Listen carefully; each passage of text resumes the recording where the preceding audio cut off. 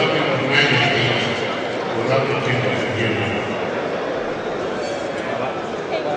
Our brother, our father, the chairman of the chief, the family of the country's chairman, and his beautiful wife, the society and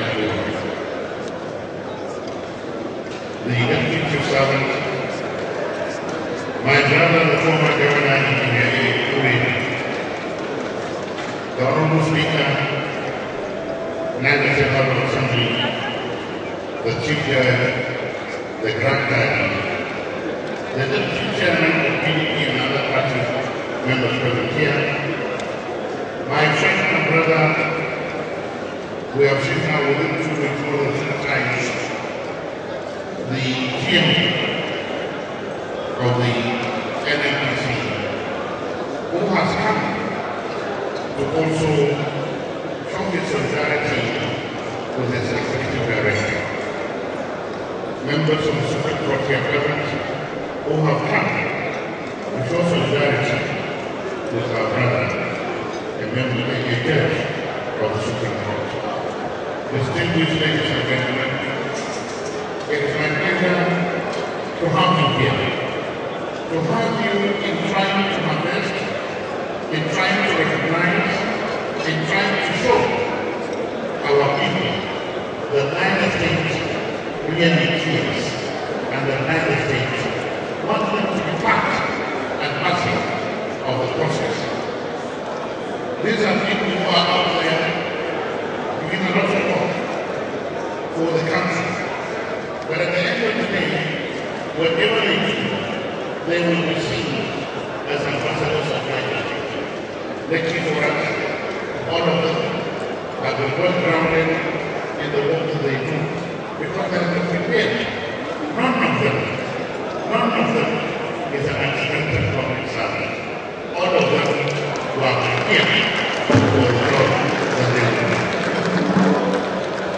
Somebody said to me, why is it that there are no women in the list? I said the difference between honoring those who have done certain jobs and those who have been appointed as technocrats is slightly different.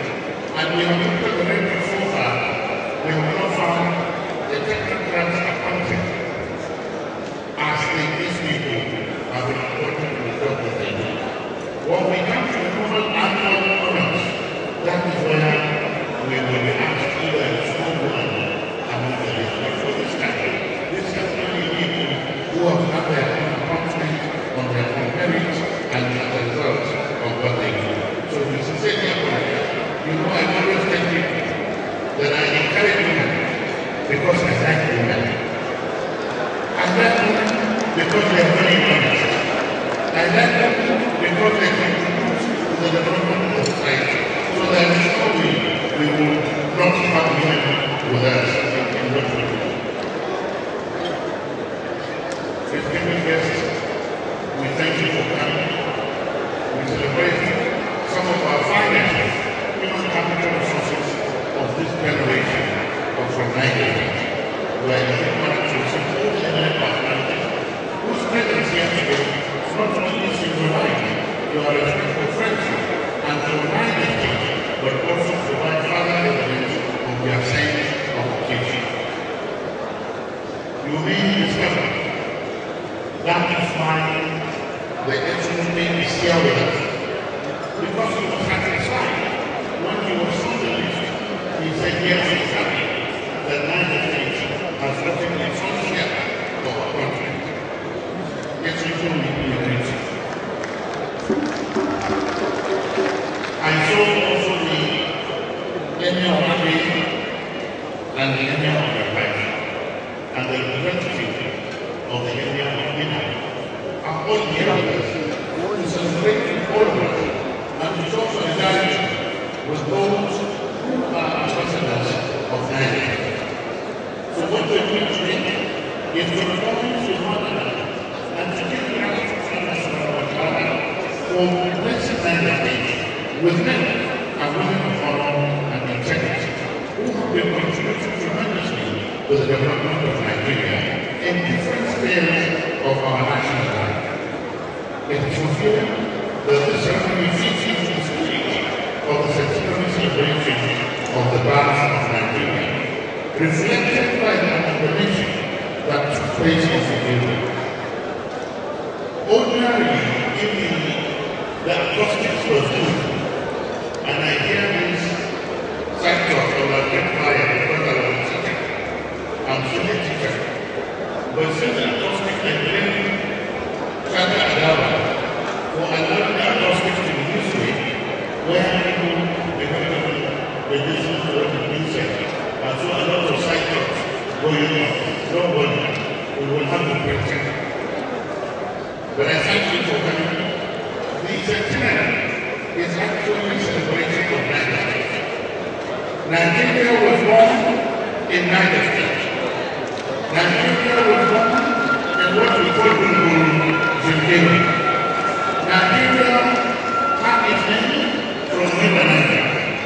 United States gave the federal capital territory its name, Abuja, where 80% of the land was conquered from Nigeria. So factually, we are the foundation of Nigeria. And anybody who thinks he can break our river, or anybody who thinks he can create disharmony in our society, we Nigerlites will not agree, will not abide by that, and we will fight like we fought before.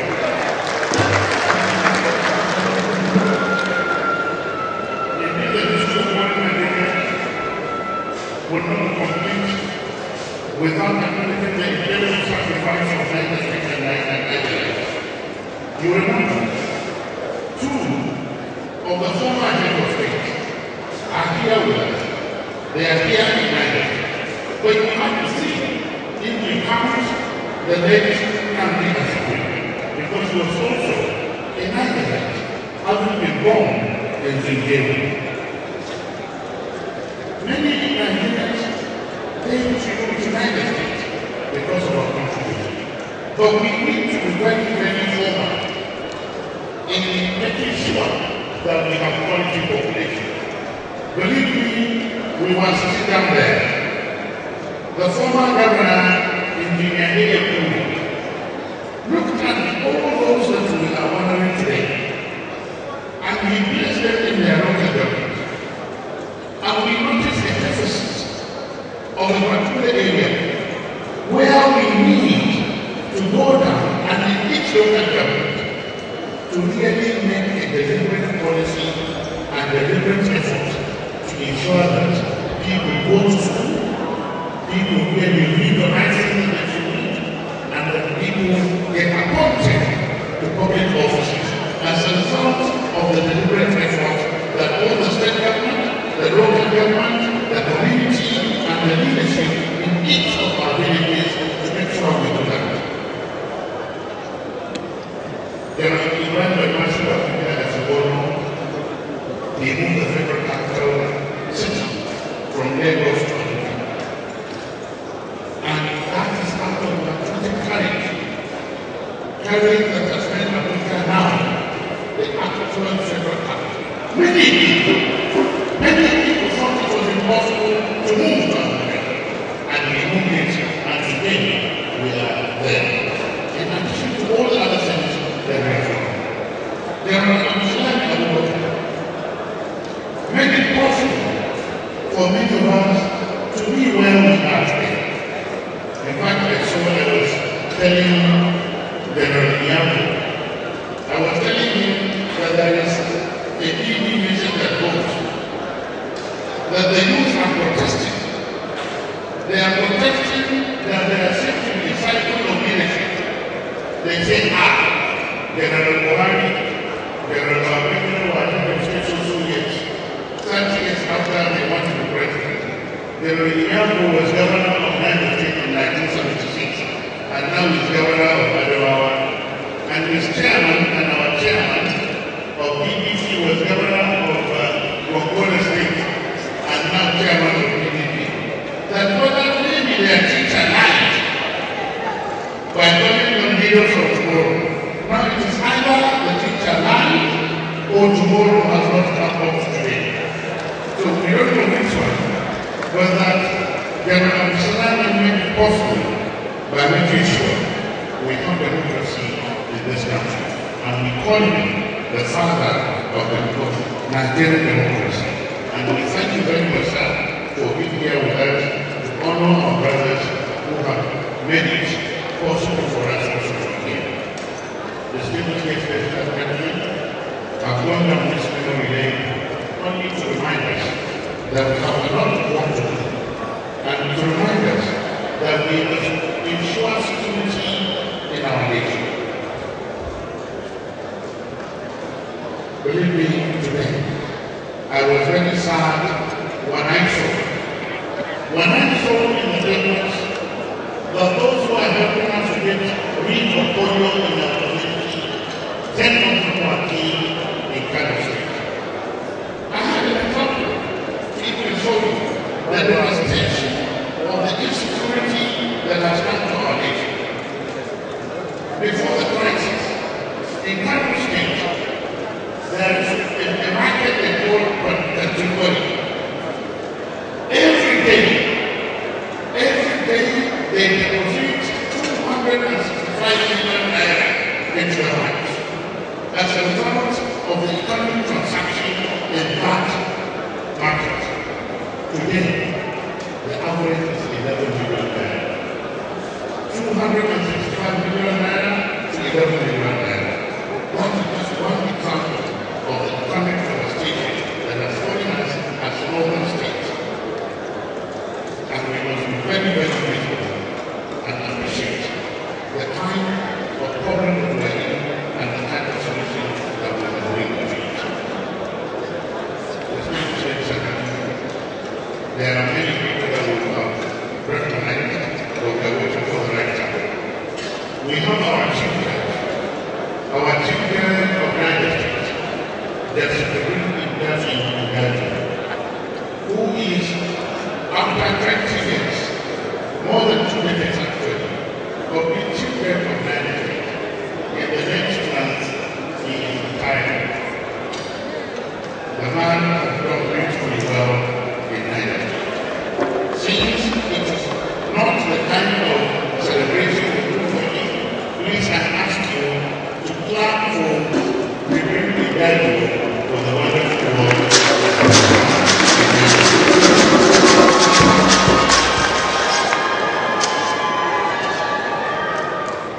These people, including our children, they have shown us that leadership is not diplomacy.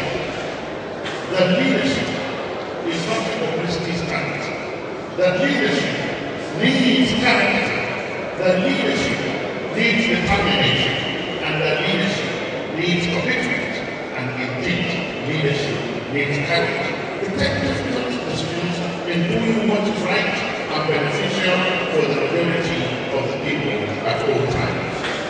Which the people we have mentioned and the distinguished people we have already today have activity right from their useful days. Each one of them, if you read, you will discover that they started showing traits of leadership right from their elementary school and in their secondary schools. Distinguished President, we thank you for being here. I hope that the next time when you come, you will have corrected the justice and everybody will have been happy. And the people that will bring with you, that you will remember. Somebody was asking me, we have mercy people. I said, mercy people, they have done the night of the brand. They are more organized than the brand. So they do more out than they do at home. And even some of our wives that were never so civil, now they have accepted them. I thank you very much. Thank you very much.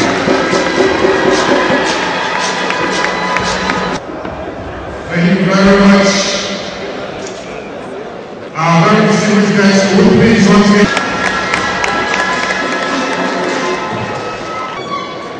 Thank you, sir.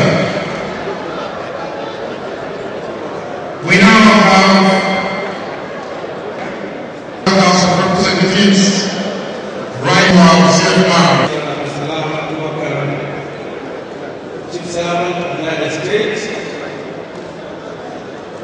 the visiting governor of our state,